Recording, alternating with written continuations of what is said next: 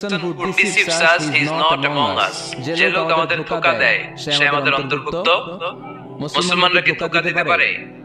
খাদ্যে ভেজাল দিতে পারে, ওজনে কম দিতে পারে, মাছে ফরমালিন দিতে পারে, টেন্ডারবাজি করতে পারে, চাঁদাবাজি করতে পারে, ক্যাসিনোর ব্যবসা করতে পারে। পারে পারে। এজন্য আমরা যেন ধোঁকাবাজি না করি।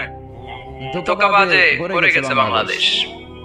এই ধোঁকাবাজি থেকে আমাদেরকে বেঁচে থাকতে হবে যদি প্রিয় নবীর উম্মত হতে চাই, ঠিক কিনা? তাহলে আল্লাহ তাআলার কাছে সবচেয়ে প্রিয় জায়গার নাম সবাই বলেন। আর সবচেয়ে অপছন্দনীয় জায়গার নাম বাজার। হাদিসটা সহিহ, সহিহ বুখারীতে এসেছে। এমন বাজার যেখানে মদের আড্ডাখানা, যেখানে ক্যাসিনোর ব্যবসা, হারাম ব্যবসা, ওইটা আল্লাহর কাছে অপছন্দনীয়। আল্লাহর হাবিব সাল্লাল্লাহু আলাইহি ওয়াসাল্লামের একটা অভ্যাস ছিল, তিনি কোন এলাকায়